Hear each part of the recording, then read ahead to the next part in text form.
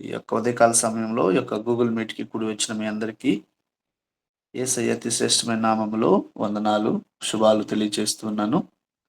నాకు అవకాశం ఇచ్చినటువంటి అధ్యక్షుల వారు అన్నగారికి, పెద్దలకి అందరికీ వందనాలు తెలియజేస్తున్నాను. యేసయ్యకి మహిమ కలుగును గాక.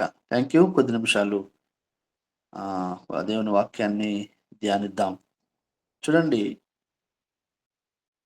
చిన్న ప్రార్థన చేసుకుందాం. పరిశుద్ధుడా యేసయ్య, మీకు వందనాలు, మీకు స్తోత్రాలు. అయోగ్యులము, అపాత్రులం, అవివేకులం, ఎన్నిక లేని వారము ప్రభువా. మీరు కార్చిన రక్తం ద్వారా ప్రభువా, మీరు మమ్మల్ని కొన్నారు, మీ సొత్తుగా చేసుకున్నారు, గొప్ప ఆధిక్యతనిచ్చారు. అనుదినము ప్రభువా అయా, నూతనంగా ప్రభువా మాకు కొత్త జీవితాన్ని ఇస్తూ ఉంటున్నారు. మీ నామానికి మరొకసారి స్తుతి చెల్లించినట్లుగా మీ సన్నిధిలో మీ బిడ్డలుగా కూడి ఉన్నాం. తండ్రి, సహాయం చేయండి. మీ బిడ్డలందరినీ దీవించండి. మాకు అవసరమైన మాటలు మాట్లాడమని ప్రార్థిస్తున్నాం. మహిమ, ఘనత, ప్రభావం మీరే పొందుకోండి. అద్భుతంగా అయా, మీ నామాన్ని హెచ్చించుకోమని యేసు నామములో అడుగుచున్నాం తండ్రి. ఆమేన్. ఆమేన్. ఆమేన్. లార్డ్ ఆమేన్. చూడండి, ఆమేన్. యెహోవా తమకు దేవుడుగా కలిగిన ప్రజలు ఎవరు అంటే ధన్యులు. ఎలా ధన్యులయ్యాం? దేవుణ్ణి బట్టి మనం ధన్యులమయ్యాం. అయితే మనం ఏం చేస్తా ఉంటామంటే, ఏమైనా మీ ఆధిక్యత ఏంటి? మీ ధన్యత ఏంటి? అని ఎవరైనా మనల్ని అడుగుతూ ఉంటే, లోక సంబంధమైన కొలతలు కొలుస్తూ ఉంటాం మనం. అంటే మన ఉద్యోగాలో, మన సంపదలో, మన స్థితిగతిలో, లేదంటే మనం హోదానో, లేదంటే మనకున్న బలమో, శక్తి సామర్థ్యమో, ఇవన్నీ మానవపరమైన కొలతలు. అయితే దేవుని దగ్గర ఇవి ఎందుకు పనికిరావు? అంటే లోక సంబంధమైన వాటిపై దృష్టి ఆపేసి, పరసంబంధమైన వాటిపై దృష్టి పెట్టాలి. అంటే కొన్నిసార్లు చాలా మందికి పరసంబంధమైనవి, పరసంబంధమైనవన్నీ కూడా అదృశ్యమైనవి, కలగబోవునవి. అంటే అవి తెలీదు మనకు. మనకు అర్థమవ్వాలంటే మోషే దగ్గరికెళ్ళాలి ఒకసారి. మోషే, మోషే కనిపిస్తున్న సింహాసనం కానీ వదిలిపెట్టాడు. అతను ఐగుప్తు సామ్రాజ్యానికి చక్రవర్తి కాబోతున్నాడు కానీ విడిచిపెట్టాడు. ఘనతను విడిచిపెట్టేశాడు. ప్రపంచమంతా తన పాదాల క్రింద దాసోహమయ్యే స్థితిని వదిలిపెట్టాడు. కనిపించే ఆ యొక్క సింహాసనాన్ని వదిలిపెట్టి కనిపించని దాన్ని పట్టుకున్నాడు. అంటే పోనీ అప్పటికి దొరికిందా? మోషేకి దొరకలేదు. అందుకే పరిశుద్ధ గ్రంథంలో విశ్వాస వీరుల పట్టికలో మోషే పేరు రాయబడింది. కలగబోవు దానిని, అంటే చెప్పండి, ఇంకా కలగలేదు. ఈరోజు ఇక్కడ మనం సిద్ధపడుతూ ఉన్నాం. ఆదివారం వస్తే మనం సంఘాలకు వెళ్తున్నాం. ఉదయకాల ప్రార్థనలు, సండే నుంచి మండే మన పనులు, బాధ్యతలు, అలసిపోతాం.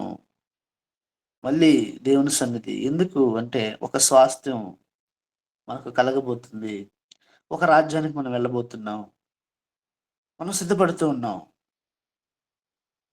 చూడండి, మోషే గురించి రాయబడిన మాట, కలగబోవు దాన్ని వీక్షించాడు, దృష్టించాడు, ఇంకా కలగలేదు.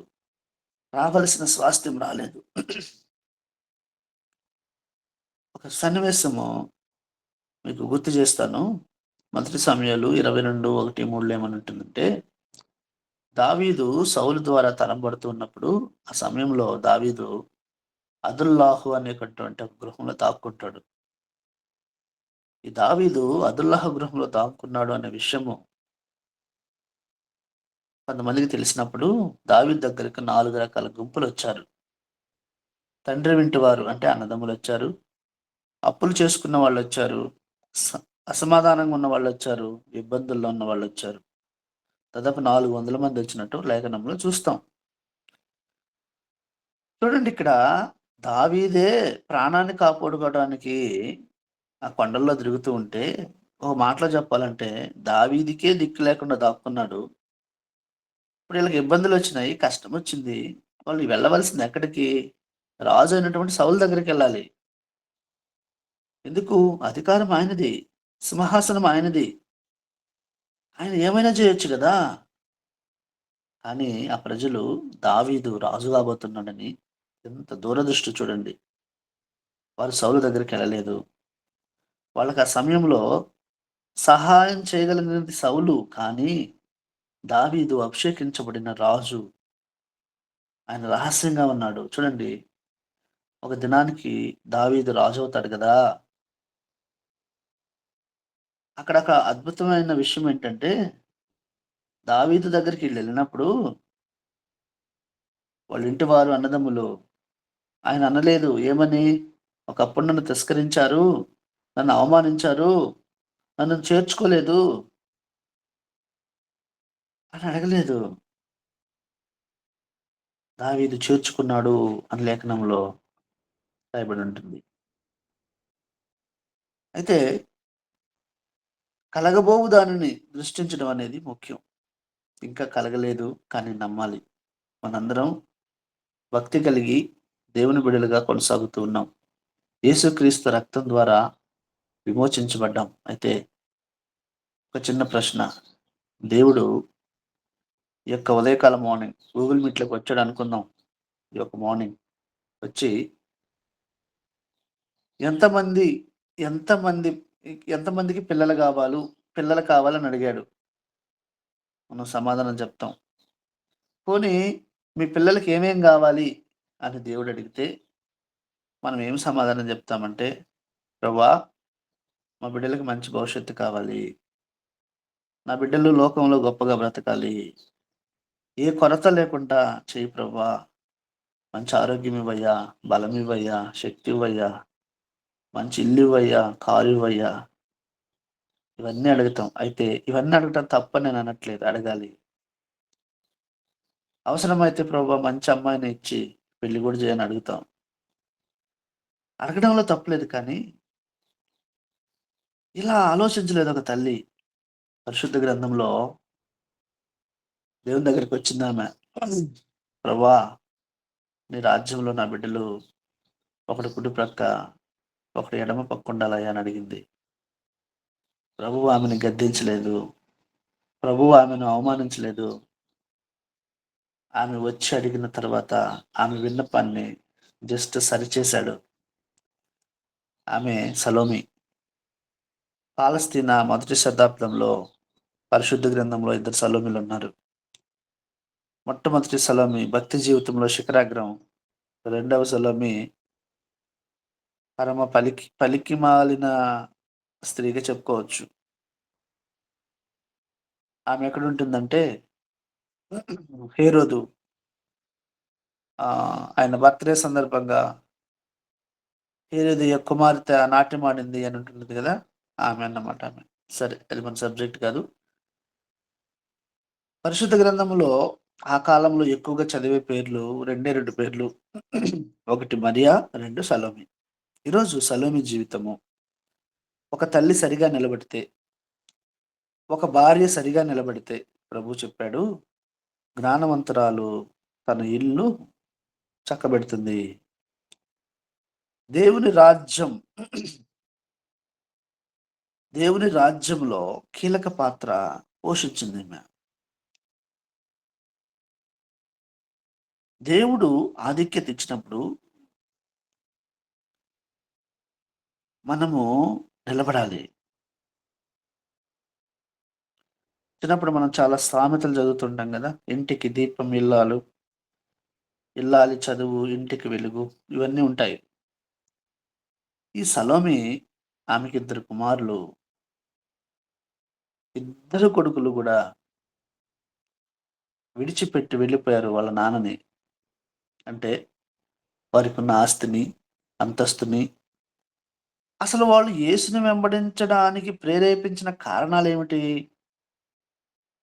వాళ్ళ తండ్రి గూడా అడ్డగించలేదు ఆళ్ళను.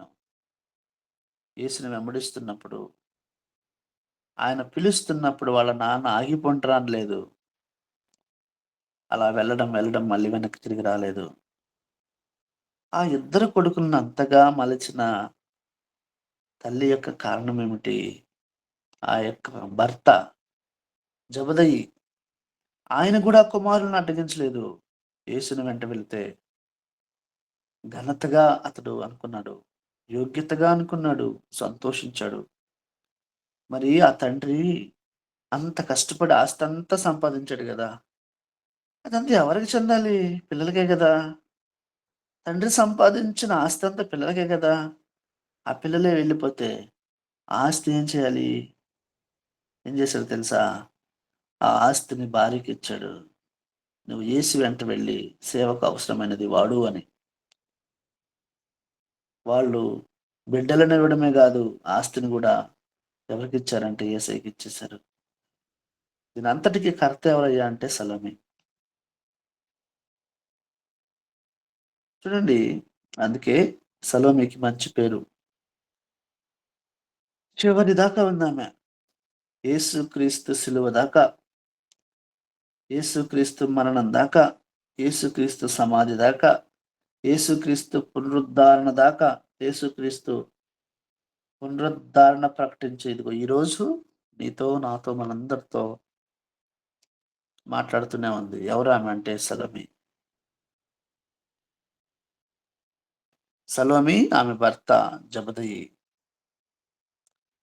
వారి కుమారుల నుండి కొన్ని జీవిత పాఠాలు మనము నేర్చుకుంటే, దేవుడు చాలా విషయాలు ఈరోజు మనతో మాట్లాడాలని ఇష్టపడుతున్నాడు. రండి చూద్దాం మత్తయి సువార్త 20:21. అప్పుడు జెబెదయి కుమారుల తల్లి తన కుమారులతో తన యొద్దకు వచ్చి నమస్కారం చేసి ఒక మనవి చేయబోగా, నీకేమి కోరుచున్నావని ఆయన అడిగెను. అందుకామె, నీ రాజ్యమందు నా ఇద్దరు కుమారులలో ఒకడు నీ కుడి వైపునను, ఒకడు నీ ఎడమ వైపునను కూర్చుండ సెలవుమని ఆయనతో అనెను. అందుకు యేసు, మీరేమి అడుగుచున్నారో అది మీకు తెలియదు. నేను త్రాగబోవు గిన్నెలోనిది మీరు త్రాగగలరా అని అడుగగా, వారు త్రాగగలమన్నది.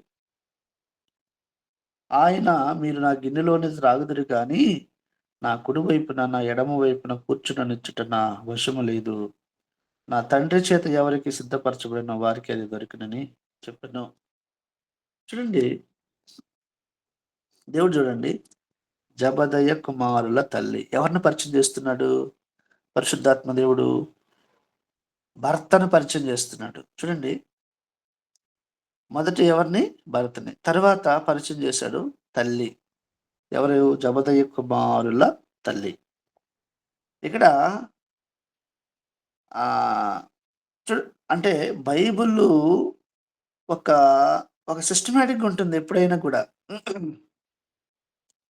చూడండి, ఈమె ఈ జబదయి కుమారుల తల్లి ఎవరయ్యా అంటే మరియ చెల్లి. యేసయ్యకి ఏమవుతది? చిన్నమ్మ అవుతది కదా! మన భాషలో చెప్పాలంటే. మరియమ్మకి చెల్లెలు, చిన్నమ్మ. ఆమొచ్చిందంట, నమస్కారం చేసిందంట. ఎవరికి? యేసయ్యకి. చూడండి, ఆహ్, మావోడే గదా!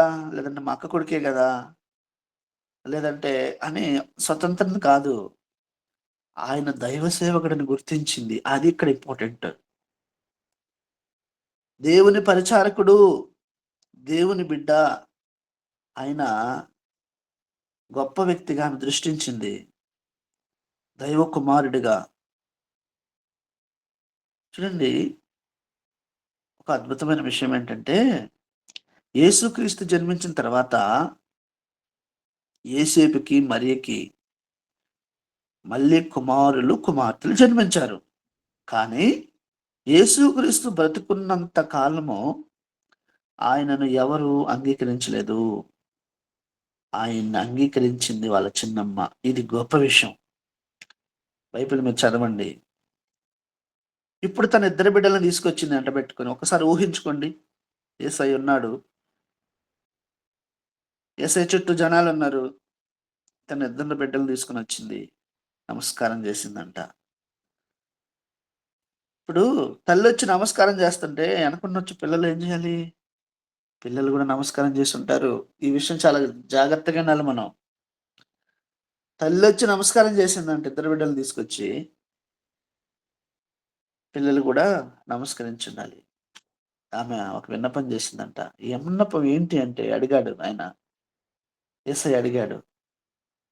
"అయ్యా! నీ రాజ్యం రాబోతుంది. శాశ్వతమైన రాజ్యం. దావీదుని ఆ నలుగురు ఎలా ఆశ్రయించారో రాబోవు రాజ్యం." ఈరోజు మనం ప్రార్థన చేస్తుంటాం గదా! నీ రాజ్యం వచ్చును గాక. నిజమే. ఆయన రాజ్యం వస్తది. మరి ఆయనొచ్చే రాజ్యంలో మరి మనం ఉంటున్నామా? నువ్వు ఉంటున్నావా? ఆయన రాజ్యానికి నువ్వు సిద్ధపడుతున్నావా? ఇది మనం పరిశీలన జేసుకోవాలి. ఎంత విలువైన పాఠాలు గదా! చూడండి, ఈమె కోరిక లోకపరమైనది కాదు. ప్రభువా! ఈ లోకంలో నా బిడ్డలు గొప్పగా ఉండాలి అనలేదు. ఉన్నతంగా ఎదగాలనలేదు. ఇంకా మేము ఆస్తులు సమకూర్చుకోవాలనలేదు. గొప్ప గొప్పగా జీవించాలి అనలేదు. ఆమె అన్న మాటేంటంటే, "నీ రాజ్యమందు" రాజ్యముందా? అప్పుడు పరిస్థితులెలా ఉన్నాయి? ఇంటి వాళ్ళే అంగీకరించట్లేదు యేసయ్యని. కలగబోవు దానిని దృష్టించింది. ఆయనకొక రాజ్యం ఉన్నదని, ఆ రాజ్యం ఆయన సింహాసనమని, ఆ సింహాసనం మీద ఆయన కూర్చొని పరిపాలిస్తాడని, ఆయన రాజ్యమందు కుడివైపున ఒకడు, ఎడమ వైపున ఒకడు తన బిడ్డలుండాలని. ఆమె ఉద్దేశ్యం చూడండి, ఒక్కసారి ఆలోచించండి. ఈ లోకంలో ఘనతను కోరలేదు. రాబో రాజ్యములో ఘనతను కోరింది. ఇలాంటిది మనం ఎప్పుడైనా కోరామా దేవుని దగ్గర? ఒకసారి ఆలోచించేద్దాం. పరలోక రాజ్యంలో నా బిడ్డలుండాలి అని అడిగారా ఎప్పుడైనా? అడిగితే సంతోషం. యేసయ్యకి మహిమ కలుగును గాక. గొప్ప గొప్ప కిరీటాలు పొందాలి. ఎప్పుడైనా పరలోక రాజ్యంలో గొప్ప కిరీటాలు నా బిడ్డలకుండాలి అని ఎప్పుడైనా అడిగారా? అడగాలి మనం. చూడండి, ఈరోజు వాక్యం ద్వారా దేవుడు మనతో మాట్లాడుతున్నాడు. ఈ లోకంలో మనకు కనిపించేదంతా అదృశ్యము. అదృశ్యమైపోద్ది. అదృశ్యమయ్యేది శాశ్వతము కాదు. చూడండి, నా మాటేంటంటే, కంటికి కనిపించేది శాశ్వతం కాదు. కంటికి కనిపించనిది శాశ్వతం. రాబోవు రాజ్యం గురించి చెబుతుందీమె. ఆ రాజ్యంలో కుడివైపు ఒకడు, ఎడమ వైపున ఒకడు కూర్చోవాలని ఆశపడుతూ ఉంది. అప్పుడు యేసయ్య అన్నాడు, "అమ్మా! నా గిన్నెలోనిది మీరు త్రాగగలరా?" ఏమిటి ఆ గిన్నె? శ్రమల గిన్నె, కష్టాలు. చూడండి, ఇక్కడొక మాట. అలాగే మత్తయి 20:15 నుంచి చదువుతున్నాను చూడండి. 17 నుండి చదువుతున్నాను. యేసు యెరూషలేమునకు వెళ్ళనయున్నప్పుడు ఆయన 12 మంది శిష్యులకు ఏకాంతముగా తీసుకొని పోయి మార్గమందు వారితో ఇట్లనెను. ఇదిగో, యెరూషలేమునకు వెళ్ళుచున్నాము. అక్కడ మనుష్య కుమారుడు ప్రధాన యాజకులను శాస్త్రులకును అప్పగింపబడును. వారాయనకు మరణశిక్ష విధించి ఆయనను అపహసించుటకు కొరడాలతో కొట్టుటను, సిలువ వేటుటను అన్యజనులకు ఆయనను అప్పగింతురు. మూడవ దినమున ఆయన మరలా లేచును. చూడండి, ప్రభువు తన శిష్యులకు ఈ మాటలు చెబుతూ ఉంటున్నాడు. పొందబోవు ఘోరమైన శిలువ మరణాన్ని గురించి మాట్లాడుతూ ఉన్నాడు. ఇటువంటి పరిస్థితుల్లో ఆమె వచ్చి ప్రభువుతో అడుగుతుంది. నీ రాజ్యమందు నా బిడ్డలను కూర్చొనివయ్యా. ప్రభు అంటున్నాడు, నేను త్రాగబో గిన్నెలోనిది మీరు తాగగలరా? వాళ్ళేమన్నారు? త్రాగగలము. సలోమి జీవితం నేర్పించే పాఠాలు. సలోమి అంటే సమాధానము. సలోమి సమాధానకరమైన కుటుంబ నిర్మాత. కుటుంబానికి ఆమె ఒక సమాధానకర్తగా మారిపోయింది. మనము ఎప్పుడైతే సమాధానంగా కలిగి ఉంటామో అప్పుడు మనము చాలా మందికి ప్రభువుని పరిచయం చేస్తాం. సలోమి సమాధానకరమైన కుటుంబ నిర్మాత. ఆ ఇంటిలో ఏమి స్థాపించిందీమె? బిడ్డల జీవితంలో సమాధానం, భర్త జీవితంలో సమాధానం. ఆ కుటుంబంలో ఎటు జూసినా సమాధానమే. ఆ కుటుంబంలో గొడవలు లేవు, కొట్లాటలు లేవు, భేదాభిప్రాయాలు లేవు, మనస్పర్ధలు లేవు. ఎక్కడ చూసినా, ఎటు జూసినా సమాధానమే. ఎందుకు తెలుసా? క్రీస్తున్నాడు. క్రీస్తు సమాధానం. క్రీస్తు సమాధానంతో నిండిపోయింది ఆ ఇంట్లో. చూడండి, సలోమి అంటే సమాధానం అని అర్థం. Piece maker. యేసుక్రీస్తు ఈ లోకానికి ఎందుకొచ్చాడు చెప్పండి? సమాధానం కోసమే గదా! ఆశ్చర్యకరుడు, ఆలోచనకర్త, బలవంతుడగు బలవంతుడు, నిత్యుడగు, సమాధానానికి అధిపతాయన. సమాధానానికి కారకుడాయన. సమాధానాన్ని ఇవ్వడానికి వచ్చాడు. ఆ సమాధానాన్ని మనం పొందినప్పుడు, ఆ సమాధానంలో మనం ఉన్నప్పుడు చూడండి, ఆ సమాధానంతో మనం నిండిపోతాం. దావీదు చూడండి, సౌలు 3000 మందిని వెంటబెట్టుకొని దావీదును తరుముతున్న దావీదు భయపడలేదు. ఎందుకంటే దేవుని సమాధానం దావీదులో ఉంది. దావీదు దగ్గరకు వచ్చిన వారు నిబ్బరంగా ఉన్నారు. ఎందుకు? దావీదు దగ్గర సమాధానం ఉంది. ఈ సలోమి సమాధానంతో ఆ కుటుంబంలో ఉన్నది నలుగురు. ఇంకొక మాట చదువుకుందాం. మత్తయి సువార్త 4వ అధ్యాయము. మత్తయి సువార్త 4వ అధ్యాయము. 21 చదువుతున్నాను. 21. ఆయన అక్కడి నుండి వెళ్ళి జెబెదయి కుమారుడైన యాకోబు, అతని సహోదరుడైన యోహాను అను మరి ఇద్దరి సహోదరులు తమ తండ్రి అయిన జెబెదయి యొద్ద దోణిలో తమ వలలు బాగు చేసుకొనుచుండగా చూసి వారిని పిలిచెను. వెంటనే వారు తమ దోణెను తమ తండ్రిని విడిచిపెట్టి ఆయనను వెంబడించిరి.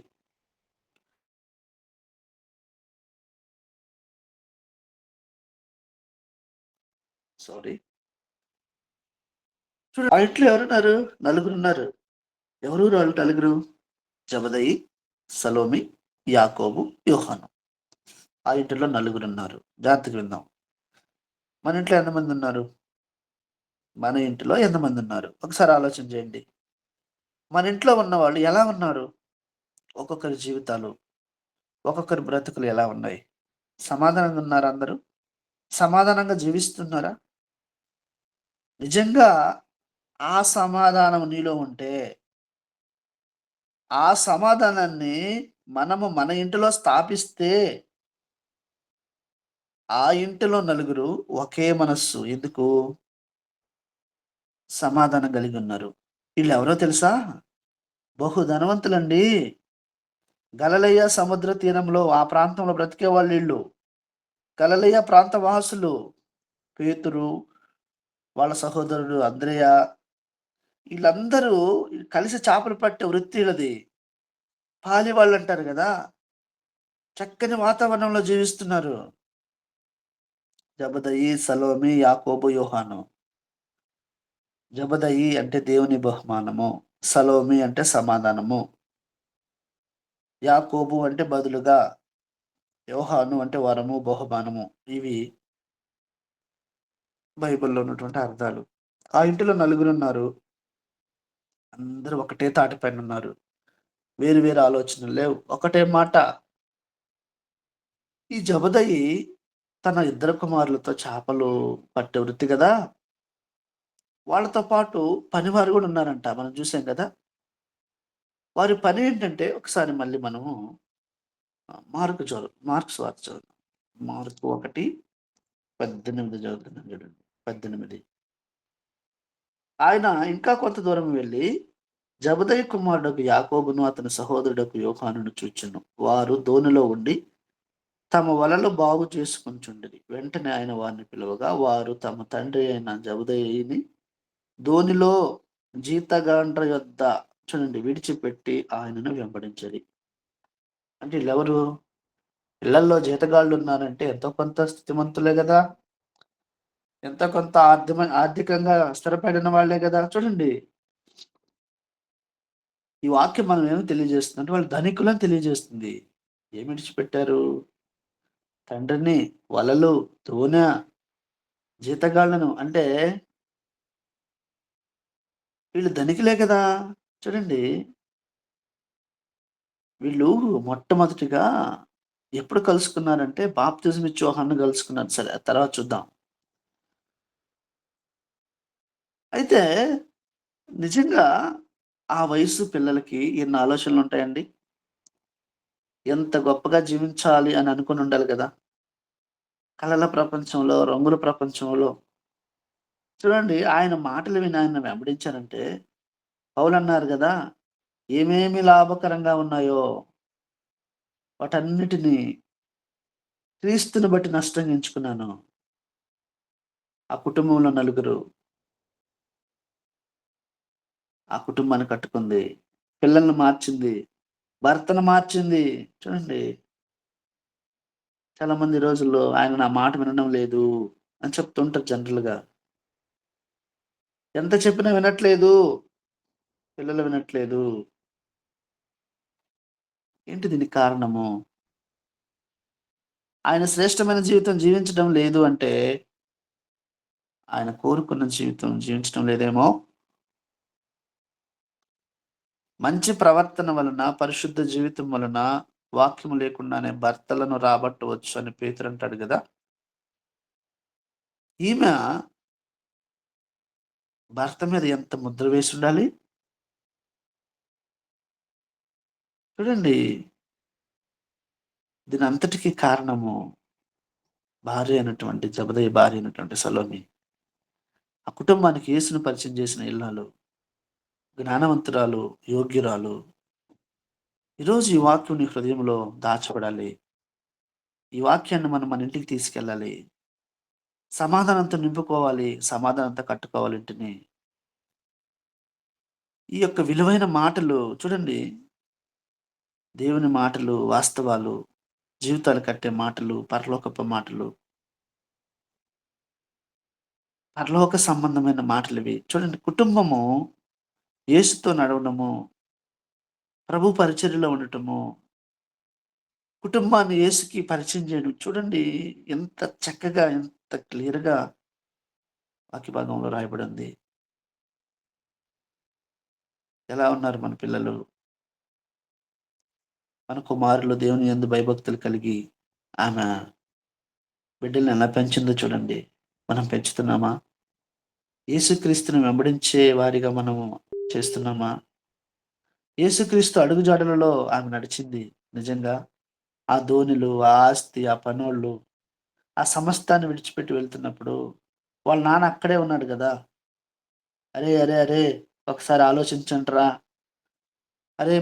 ఒక్కసారి ఆలోచించి నిర్ణయం తీసుకోండ్రా" అని అన్నాడా? మనమైతే ఏమంటాం? ఒకసారి ఆలోచన చేద్దాం. మనమైతే ఏమంటాము? చూడండి, ఎలీషా 12 అరకల భూమి, దాదాపుగా 225 ఎకరాలంట. ఆ భూమికి ఒక ఆసామాయన. అయితే దేవుడు ఆయన కోరుకున్నాడు. దేవుడు ఏలీయాను పంపి, "వెళ్లి అతన్ని అభిషేకించన్నప్పుడు" అతను పొలం దున్నుతూ ఉన్నాడు. వచ్చి ఈ దుప్పటి కప్పగానే ఆ ఆస్తిని వదిలి, "ఒక మాట నీకిష్టమైతే మా అమ్మ, నాన్న చూసొస్తా. వెళ్లి నీ తల్లిదండ్రులను" వెళ్ళాడు. తల్లిదండ్రులను ముద్దు పెట్టుకొనొచ్చేసాడు. ఒకసారి ఆలోచించండి, ఇంటి దగ్గర ఏం జెప్పుంటాడంటారు? ఆ 22 ఎకరాలు ఎవరి కోసం? ఆ ఆస్తి ఎవరి కోసం? పేరు ప్రఖ్యాతులు ఎవరి కోసం? పనోళ్ళున్నారు గదా! గొప్ప ఆధిక్యత ఉంది గదా! ఎందుకు? ఇప్పుడు జీవితమంతా పరిచారకుడిగా ఉండడానికి నిశ్చయించుకున్నాడు. ఇప్పుడు మనకు కొంచెం ఆధిక్యత ఉందనుకో, కొంచెం ఇబ్బందే గదా! ఇక్కడ ఏం నేర్చుకోవాలంటే, మనము క్రీస్తు కొరకు తగ్గించుకోవడానికి ఇష్టపడాలి. క్రీస్తు కొరకు తృణీకరించబడడానికి ఇష్టపడాలి. క్రీస్తు కొరకు పేదవానిగా బతకడానికి ఇష్టపడాలి. సలోమి చూడండి, సమాధానం వెంటనే గుర్తొస్తుంది. ఏమి తక్కువ ఈమెకి? "ఏమీ వద్దు ప్రభా! నువ్విచ్చే సమాధానం కావాలి. ఆస్తులొద్దు, పేరు ప్రఖ్యాతులొద్దు." ఆమె జీవితము ధ్యానిస్తూ ఉంటే, కుమారులకి దేవుని యందు కుమారులని దేవుని యందు భయభక్తులుగా పెంచిన గొప్ప తల్లీమె. జనరల్‌గా ధనవంతుల పిల్లలు భక్తి విషయంలో చాలా దూరంగా కనిపిస్తుంటారు. ధనవంతులు అంటే డబ్బులుండగానే, ఎందుకంటే ధనం అనే వాతావరణం బిడ్డలను దేవుడి నుండి దూరంగా తీసుకెళ్తది. స్థితి పెరుగుతుందో, ఆ స్థితి దేవుని నుండి దూరం చేస్తుంది. ధనం అనేది భక్తి జీవితంలో ఆసక్తిని తగ్గిస్తుంది. ధనం అనేది జీవితంలో విచ్చలవిడిగా జీవించడం అనేది నేర్పిస్తుంది. ధనం గర్వాన్ని కూడా తెస్తది. ధనము మన జీవితంలో మనకు తెలియకుండానే ఒక విగ్రహంగా మారిపోతుంది. సలోమి ధనవంతమైన కుటుంబం అయినా, ధనవంతురాలిని అనే భావన ఎక్కడ కనిపించకుండా ఉంది. కనిపించకుండా బిడ్డలను పెంచింది. ధనం కాదు, దేవుని యందు భయభక్తులు అని పెంచింది. మనం ఏం నేర్పిస్తున్నాం? సారీ. మనం ఏమంటాం తెలుసా? "అరే! రేయ్! ఏం తక్కువరా నీకు? నీకేం తక్కువరా? నీకు ఇల్లుంది. మీ అమ్మ నాన్న ఉద్యోగస్తులు. కాస్తో కోస్తో ఒక ఎకరా పొలం ఉంది. అసలు తగ్గొద్దు. నీకేం తక్కువరా?" ఇవి మన పిల్లలకి మనం నేర్పించేది. ఆమె మాదిరిని చూపించింది. యేసయ్య దగ్గరికెళ్ళి 2 చేతులు జోడించి నమస్కరించిందంట. ఏమవుతాడు యేసయ్యకి? కొడుకవుతాడు. ఇక్కడ సలోమి మాదిరిని చూపిస్తుంది. "రేయ్! నాలా బతకండి. నాలా మాట్లాడండి. నా అడుగుజాడల్లో నడవండి." యేసుక్రీస్తు ప్రభువు కూడా మనకు మాదిరిని చూపించాడు. పౌలు గారు అంటాడు గదా! "నేను క్రీస్తుని పోలి నడుచుచున్న ప్రకారము మీరు నన్ను పోలి నడుచుకోండి." మాదిరి. ఆ రోజు హన్నా కూడా బిడ్డలకి చక్కని మాదిరి చూపించింది. "ప్రభువా! బిడ్డలు లేనప్పుడు ప్రార్థన చేశాను. బిడ్డనిచ్చావు. ఇదిగో ఈరోజు నేను తీసుకున్న తీర్మానం ఇదిగో ఆ రోజు నీకు మాటిచ్చాను గదా! ఈ బ్రతుకు కాలమంతా నీకు ప్రతిష్ఠుడిగా అక్కడే ప్రతిష్ఠించి." ఇక్కడ సలోమి యేసయ్య దగ్గరకొచ్చి నమస్కరించింది. బిడ్డలు గూడా నమస్కరించుంటారు. తక్షణమే తల్లి నమస్కరిస్తుంటే తక్షణమే విధేయత చూపిన యాకోబు, యోహానులు. వెంటనే తండ్రి అయిన జెబెదయి మరొకసారి మత్తయి 4:21 చూసాం గదా! జెబెదయి తండ్రిని జీతకాండ్లను, వలలను విడిచిపెట్టి వెంబడించిరి, వేసిన వెంబడించారు. వారు చూపించిన విధేయత ఎంత గొప్పది. ఒకసారి తండ్రిని అడిగొస్తానలేదు. ఒకసారి ఇంటికెళ్ళి మా అమ్మని అడిగొస్తానలేదు. కొంత సమయం గావాలనలేదు. వెంటనే విధేయత చూపిచ్చారు. సమస్తాన్ని విడిచిపెట్టి వెంబడించారు. ఏమి లాభం వాళ్ళకి? వీళ్ళు ఎవరి బిడ్డలు? వాళ్ళకున్న ఆస్తిపాస్తులను అనుభవించాలి గదా! అనుభవించాలని కోరుకుంటారు గదా! యేసయ్యతో వెళితే ఏమొస్తాయి? శ్రమలు తప్ప, కష్టాలు తప్ప, బాధలు తప్ప ఏమి లాభం చెప్పండి? అయితే వారికి ఉన్న ఘనత, యోగ్యత నష్టంగా ఎంచుకున్నారు. సమస్తమును విడిచిపెట్టి యేసుని వెంబడించుటకు తీర్మానం తీసుకున్నారు. విడిచిపెట్టాలి. విడిచిపెట్టకూడనివి విడిచిపెట్టకుండా దేవుడిని వెంబడించుటే సాధ్యం కాదు. సమస్తాన్ని విడిచిపెట్టి దేవుని దగ్గరికి రావడానికి ఇష్టపడుతున్నారు. మరి మనం ఎవరిమి? మన పరిస్థితి ఏంటి? ఇది చాలా సబ్జెక్టు. నెక్స్ట్ వీక్ మళ్ళీ దీన్ని కంటిన్యూ చేద్దాము. ఈ కొద్ది మాటలు, దేవుడు మాట్లాడిన ఈ మాటలు మన బిడ్డల విషయంలో, మన కుటుంబాల విషయంలో, మన కుటుంబాలను కట్టుకునే విషయంలో, మనం దేవుని ప్రార్థించే విషయంలో, మనకున్న స్థితి, ఆస్తి, పాస్తులు ఇవన్నీ నష్టంగా దేవుడివ్వాలి. ఈ లోకంలో గొప్పగా బతకాలి. లోక సంబంధం ఆశించాలి కానీ దేవుడిస్తాడు. వాటిని బట్టి ఎదిరిస్తే, గర్వంగా జీవిస్తే చూడండి ఎందుకు ప్రయాసపడుతున్నామో అది దొరకదు. కాబట్టి కొద్ది మాటలు దేవుడు దీవించిన గాక. Praise the Lord. Thank you అండి. చేసుకుందాం. పరిశుద్ధుడా, నమ్మదగిన దేవ, కృపగల ప్రభువ, నీకు కృతజ్ఞత, స్తుతులు, స్తోత్రాలు తండ్రి.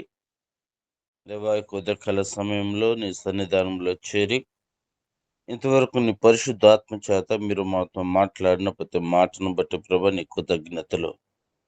దేవా, సమాధానమును గురించి దేవా, అదేవిధంగా తండ్రి మేము నీ సముఖంలో మీరిచ్చిన బహుమానాలను ఏ విధంగా పెంచాలి అనే ఒక విషయంలో తండ్రి ప్రభా మీరు మాకు గుర్తు చేస్తున్న విధానాన్ని బట్టి ప్రభా నీ కృతజ్ఞతలు.